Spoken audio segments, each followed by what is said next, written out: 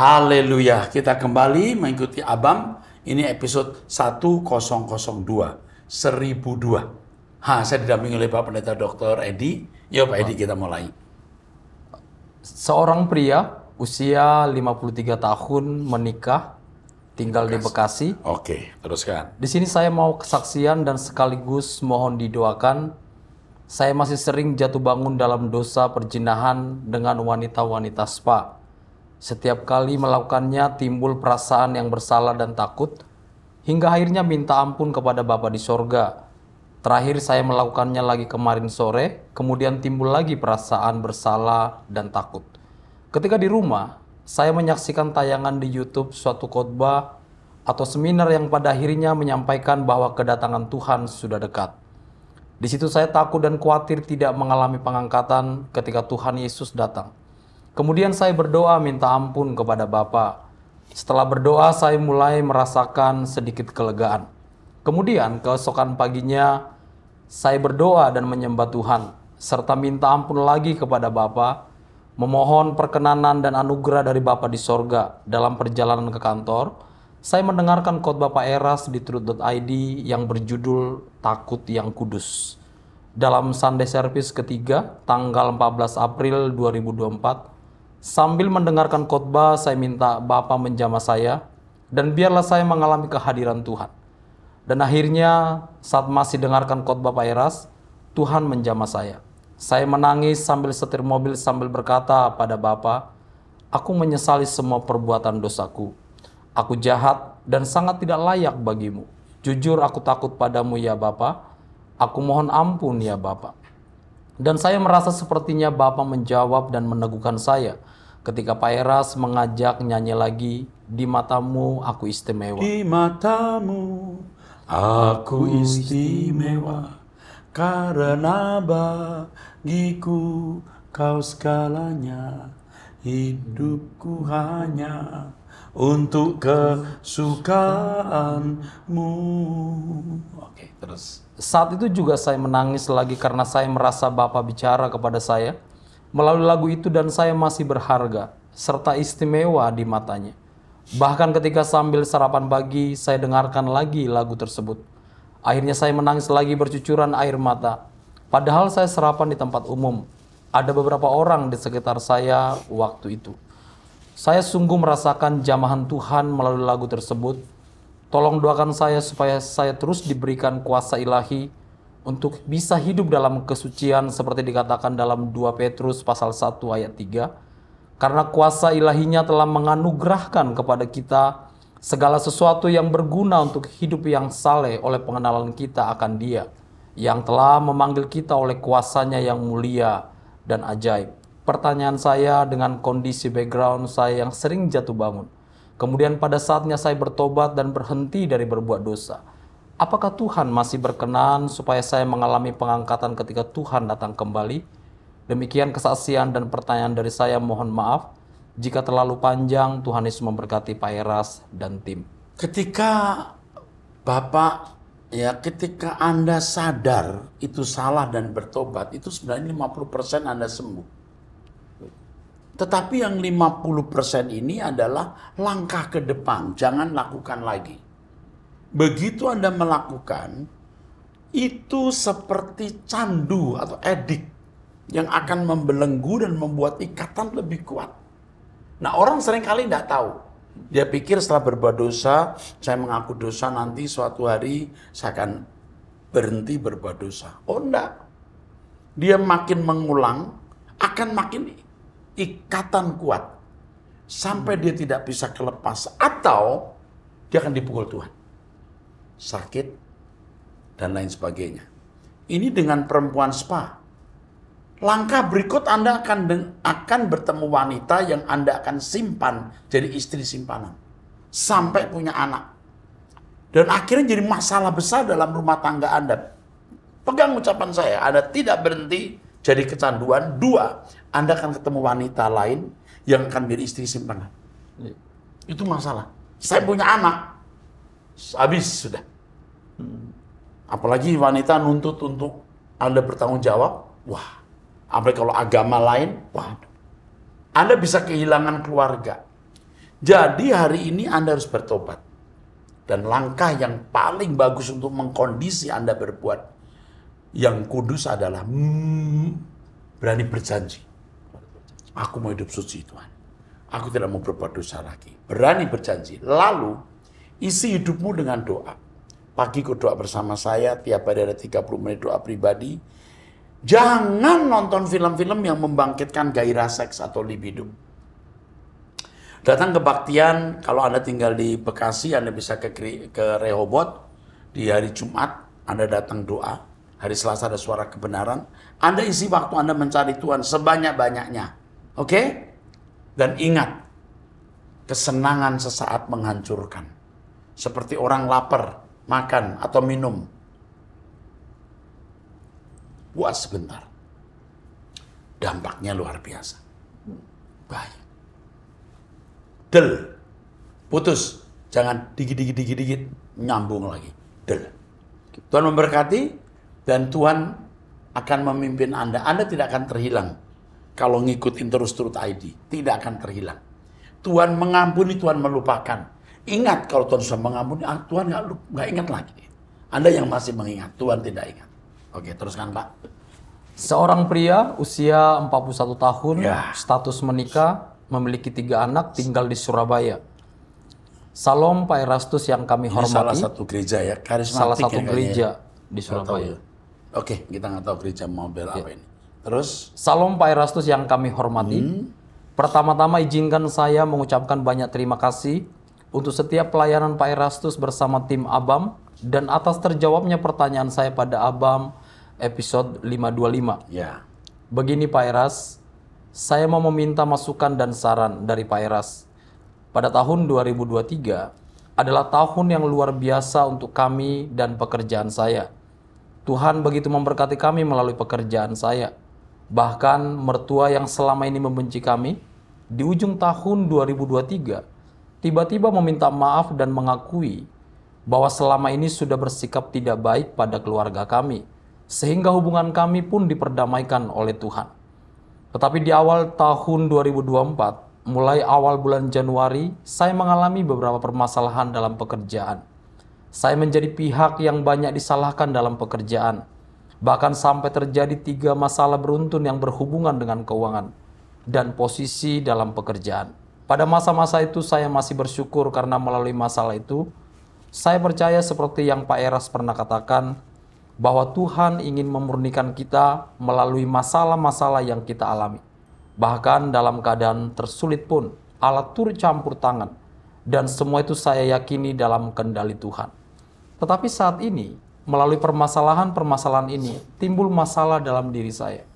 Saya mengalami depresi, dan mungkin secara psikologis saya mengalami apa yang dinamakan dengan gangguan kepanikan. ya, panic attack.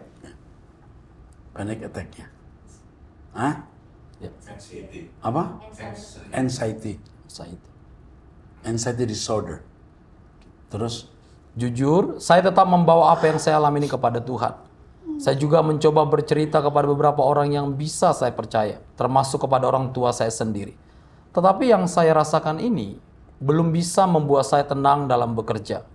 Saya sering merasa takut membuat kesalahan, atau ada kesalahan-kesalahan lain yang masih terus harus saya pertanggungjawabkan. Saat perasaan itu muncul, saya bisa terbawa secara emosional dan ingin menangis. Bahkan saat berangkat kerja, saya bisa merasa seperti sesak. Sungguh hal ini sangat mengganggu saya.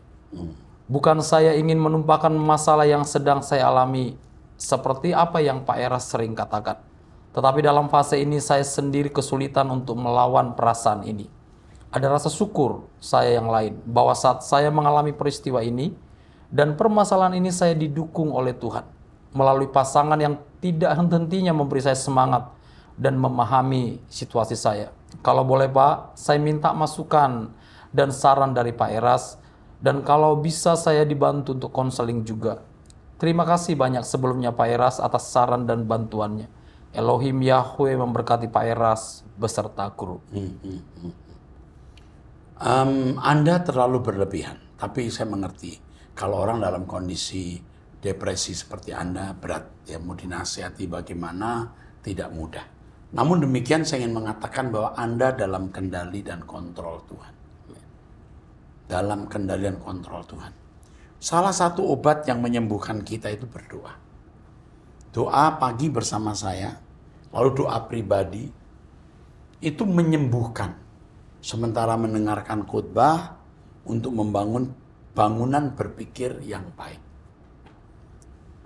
Seperti Tuhan menyertai Anda di waktu-waktu yang lalu. Tadi Anda katakan bahwa awal tahun 2023 ya.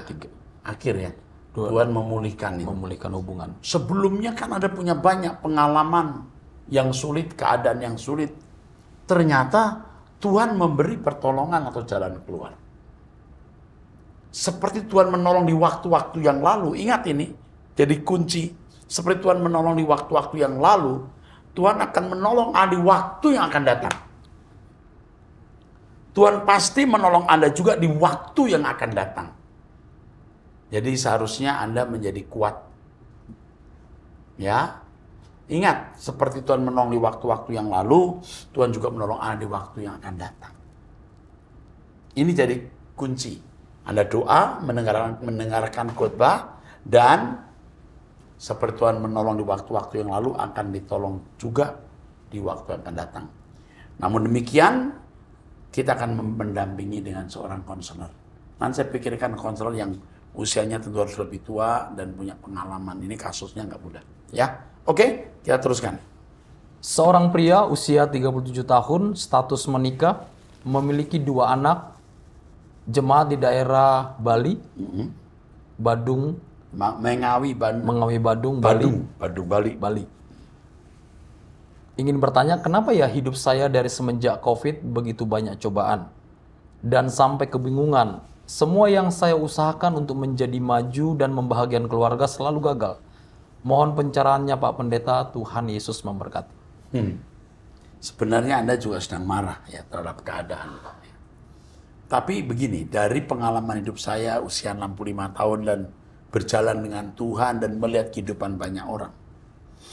Tuhan sering memberikan kita preventif atau pencegahan dari kejatuhan dalam dosa melalui keadaan yang sulit.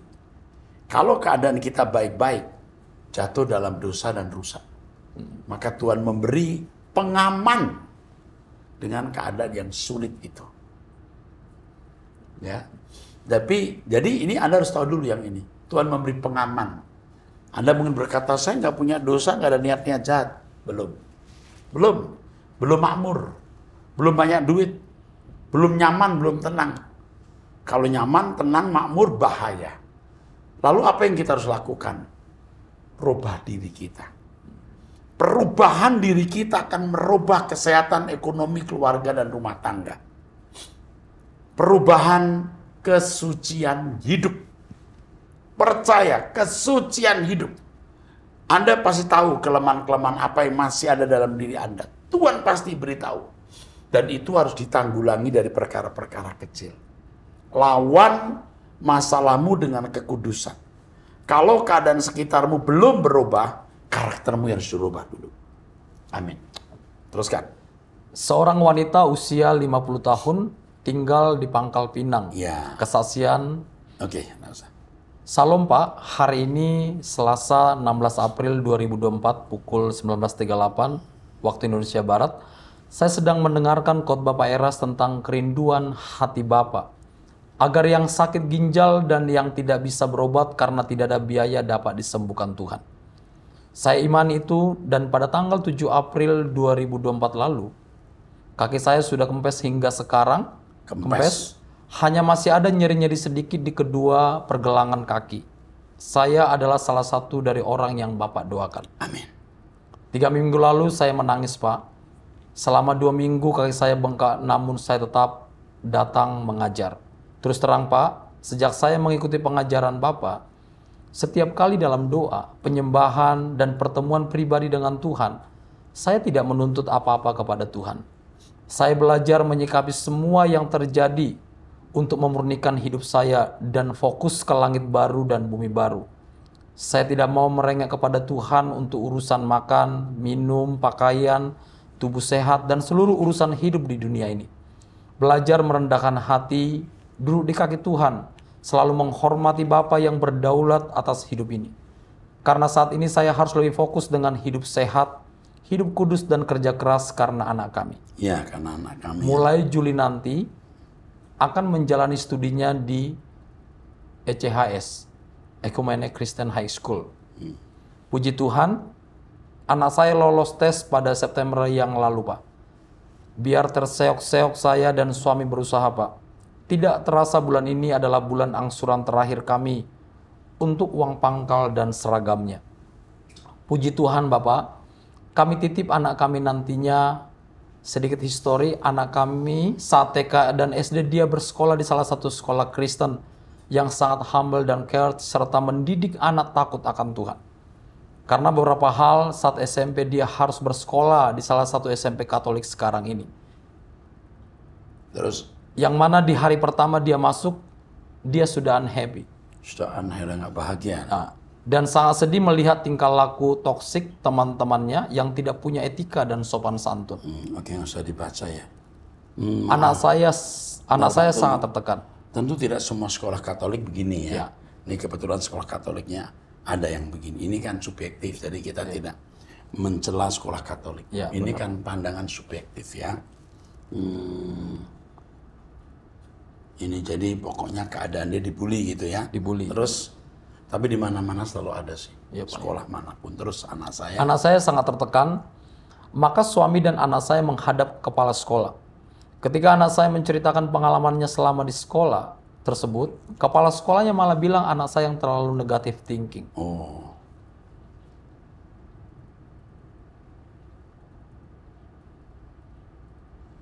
Bahkan guru kelasnya mengolok-olok anak saya yang akan melanjutkan sekolah ke Jakarta, ECHS. Sekolah kamu nanti itu kan belum terakreditasi. Sayang ya kamu sekolah di situ. Sekolah kami ECHS sudah terakreditasi, ya kan? Ya, Betul ya? Sudah terakreditasi. Kebetulan ada dosennya, ada salah satu gurunya di sini. Betul kan? Sudah terakreditasi. Kalau enggak boleh sekolah kita. ya. Nggak boleh buka. Oke, teruskan. Ngomong gitu, Pak. Dan akhirnya semua satu kelas itu termasuk teman dekatnya mengolok-olok anak saya perihal sekolahnya nanti. Nah, kalau bisa melihat iklan kami, Ya. ECHS itu anak-anaknya sebagian besar sudah fasih bahasa Inggris, betul? Ya. Sekolah kami ini sekolah yang memaksa atau mendidik anak-anak bisa bahasa Inggris karena bahasa Inggris penting. Benar. Ada beberapa ekstrakurikuler dan terutama karakter. Yes. Doa pagi jam 5 saja berapa anak-anak ikut berdoa. Jam 5 pagi, berangkatnya jam 4 loh dari asrama. Luar biasa loh. Saya pikir mahasiswa. Saya bilang, loh kamu dari mana? Siapa yang ngantar?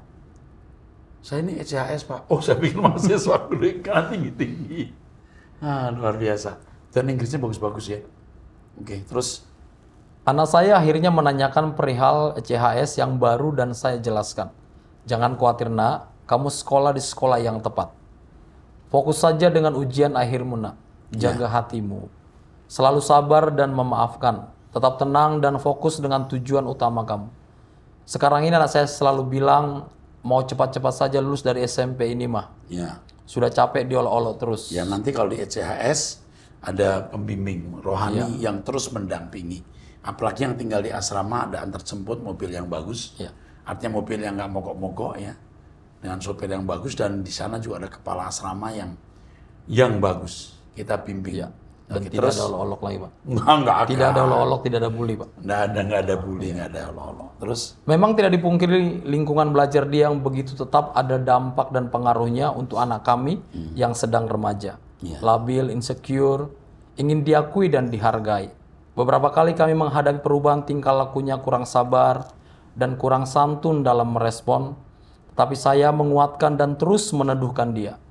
Maaf Pak, cerita saya panjang karena saya pikir perlu menyampaikan kondisinya berhubung anak kami akan sekolah di sana. baik Bu. Terus Nanti pas antar anak saya ke Jakarta, saya rindu bertemu dengan guru bimbingan konseling, guru BK. ya, Guru BK-nya Pak, atau siapapun yang terkait dengan hal tersebut. guru bimbingnya di antara Pak Ibu itu ya, Rani ya. Ibu Rani yang membacakan itu, dia membacakan juga. Ya. Abang itu Ibu Rani. Ibu ini. Oke, terus Bapa hanya Elohim Yahweh dan Tuhan kita Yesus Kristus yang sangat mengerti Bapa dengan segala kondisi terkini yang sedang Bapa hadapi. Baik menyangkut kesehatan Bapa, biaya-biaya untuk STT, Tahu aja ya. tahu dia Pak, Sekolah-sekolah. menangis bersama ini Pak. Nah, ini menangis bersama IMB. Terus sekolah-sekolah Sekolah-sekolah di berbagai tempat, GSK yang masih ditopang dan banyak hal lainnya. GSKI yang masih, ya kita topang juga Ya. sekolah-sekolah. Terus Saya banyak belajar dari teladan Bapak Eras dan bertekad harus memenuhi standar Bapa di sorga. Yang mulia Elohim Yahweh, serupa seperti Bapa, sempurna seperti Yesus. Maaf panjang sekali ya Pak. Oh ya Pak, jika berkenan mohon saya didaftarkan ke grup atau komunitas Adam ya Pak. Abam ya Pak. Terima kasih Pak. Oke. Saya kira cukup mantap banget nih. Ibu usia 50 tahun ya, di Pangkal Pinang. Ya. Kita akan nanti ingetin ya untuk memperhatikan kusana ini. Halo, perhatikan anak ini kalau semua datang ke sini. Oke, pertemukan dengan guru BP dan psikolog. Sekolah kami juga ada psikolog. Ya. Sudah dihubungin langsung Pak sama psikolog ECH. Oh, ada psikolog. Sekolah kami itu ada psikolog, bukan melebih-lebihkan. ECHS itu ada psikolog. Oke, teruskan yuk. Seorang wanita usia 66 tahun, status janda, tinggal di Tangerang. Salam Pak Erastus, saya mau tanya bagaimana menghadapi saudara laki-laki yang kalau bicara bawa-bawa agama. Adik saya beragama Konghucu, usianya beda 1 tahun dengan saya. Memang secara ekonomi dia cukup. Dia membantu keuangan koko yang gagu atau bisu, umur 71 dan Cici tidak menikah usia 69. Tetapi Pak, kalau bicara, maksudnya adiknya, selalu bawa-bawa agama yang gereja itu memang kasih uang. Orang dikasih tangan dan kaki untuk bekerja. Mana ada orang yang tidak kerja bisa makan. Selama ini kalau mereka ngoceh, say thank you Tuhan. Saya cuma dengerin. Nah, kalau yang ngoceh saya thank you aja gitu maksudnya. Selama ini kalau mereka ngoceh, saya thank you. Saya terima kasih aja gitu. Terima kasih. Saya cuma ngedengerin dalam hati sambil tatap mukanya saya berkata, haleluya, haleluya. Bagus terus. Dia lebih senang membantu adik dari istri. Anaknya 4 hidup di kontrakan, beli susu, popok, dan pamper setiap datang. Bicaranya selalu menyakiti, Pak. Saya setiap hari kalau pagi saya berdoa untuk semuanya, termasuk tim Abam. Thank you, Pak. Tuhan memberkati Bapak untuk tetap sehat. Saya selalu berkata kalau ada orang membuli Bapak dan orang-orang yang menyerang Bapak, apakah itu hatinya baik? Dengan perkataan-perkataan begitu, Pak Eras semakin kuat, semakin dipakai Tuhan dengan firman kebenarannya. Saya sangat diberkati dengan khotbah-khotbah Bapak. Panjang umur Pak, sehat selalu, Roh Kudus yang memberi Bapak kuat menghadapi serangan-serangan. Anggap anjing menggonggong, kapila berlalu, semuanya dalam kelimpahan. Makasih Bu, ini usia 66 tahun. Makasih dukungannya untuk kita ya. Ini foto Kak Koko dan ciciknya ya. Oke, terus maaf. Oke, dia agama. Oke, dia Katolik yang tidak mengerti. Ya. Patung Maria diberi hiu setiap hari. Iya. Oh, saya baru tinggal dengan mereka 2 bulan. Kalau adik saya memberi buah-buahan yang bekas ditaruh depan patung-patungnya. Ya udah, kita kalau ngadepin yang begini kita ndak usah komentar ya Bu ya. Ibu diem saja ya. Jangan komentar. Jangan itu berhala dan lain-lain, ndak usah. Ya. Orang punya keyakinan ya. Ndak boleh kita komentari ya. Nah, saya kira cukup ya. Ya. Tapi dia mendukung kita Ya, ya. Pak. Mendukung. Oke, makasih ya. Teruskan. Seorang pria usia 48 tahun, status menikah, tinggal di Manado. Salam Pak Eras yang terkasih, mohon izin untuk kembali bertanya dalam Roma pasal 12 ayat 1 sampai dengan 2. Di sana muncul 2 kali frasa yang berkenan kepada Allah, yang bahasa aslinya adalah eurestos, di mana kurang lebih artinya adalah apa yang benar-benar dapat diterima, menyenangkan dan sesuai kehendak Allah. Penekanannya ada pada unsur kata you, yang artinya benar-benar atau well. Dengan demikian, tentulah dapat dibuat kesimpulan bahwa apa sudah sangat baik menurut manusia dalam hal angka, waktu, keadaan, tindakan, dan lain sebagainya belum tentu baik dan dapat diterima dalam pemandangan Allah. Apa, dengan siapa, bagaimana, berapa lama dan di mana kita mengerjakan sesuatu, itu harusnya sesuai betul dengan kehendak Allah. Dan contoh sempurnanya adalah Tuhan Yesus sendiri. Pertanyaan saya, Pak, dalam hal ini, apakah dapat pula dibuat kesimpulan singkat bahwa Allah adalah subjektif, progresif, adaptif dalam kesempurnaannya? Sehingga untuk itu kita haruslah terus taat dan belajar karena standar kepuasan dan kesempurnaan bukanlah kepuasan dan kesempurnaan kita, tetapi kepuasan Allah yang maha sempurna itu. Yang kedua, sampai seberapa jauh Allah bertoleransi dengan kesempurnaan kita, manusia yang sangat terbatas ini? Apakah menurut Pak Eras ada batas dan ukurannya? Terima kasih Pak, semoga selalu sehat dan terus maju dalam semua aspek. Ini pertanyaan bagus loh. Ya, berkenan itu euresto. Euresto, tapi di sini kan eurestos, dari kata euresto, eu indah. Restos itu acceptable, ya, bisa diterima. Yang berkenan. Tetapi di Roma 12 sebenarnya titik puncaknya bukan yang berkenan, tapi yang sempurna. Gambarannya begini, yang baik ukuran umum, yang berkenan sesuai dengan usia. Jadi kalau seorang usia rohaninya berapa, harus acceptable kemampuannya seberapa. Kayak anak umur 4 tahun, dia menghitung 4 tambah 4, 8 itu udah acceptable, berkenan. Tapi dia belum sempurna, dia ngitung 10 kali 10 nggak bisa. Tahu maksudnya? Jadi sebenarnya puncaknya itu bukan berkenan, tetapi sempurna. Ya. Jadi kalau sempurna itu teleion atau dari kata teleos, ya, teleos. Tapi kalau berkenan itu acceptable, itu eurestos. Oke. Pertanyaannya adalah apa itu pertanyaannya, Pak? Dia tadi membuat suatu kesimpulan, apakah Allah itu subjektif, progresif, adaptif? Subjektif udah pasti. Dalam kesempurnaannya. Iya. Ukurannya itu pikiran perasaan dia, mesti begini. Nggak bisa kompromi, nggak bisa konformistis, menyesuaikan, nggak bisa. Terus apa? Seberapa jauh Allah bertoleransi? Allah tidak progresif, tapi Allah mengikuti progresivitas manusia. Adaptif itu kan kemampuan menyesuaikan diri dengan keadaannya. Tapi Allah bukan Allah yang kompromi. Jadi pengertian subjektif, progresif, adaptif ini harus dilihat dengan kacamata yang tepat. Subjektif dari pihak Allah, progresif bukan dari pihak Allah. Harus pihak Allah, dari pihak manusia. Tapi Allah mengikuti, adaptif. Ya benar. Seperti orang tua lihat anaknya menghitung 4 tambah 4, 8. Ya udah, acceptable, diterima. Tapi seiring berjalan waktu, ini anak usianya jadi 15 tahun, dia sudah bisa menghitung 12 kali 12.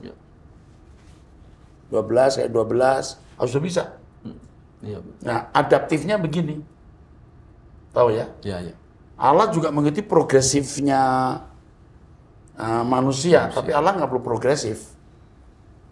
Adaptifnya bukan penyesuaian Allah terhadap anak dalam arti Allah mengikuti standar anak, tapi Allah memahami toleransi keadaan yang bertumbuh dalam kehidupan anak manusia.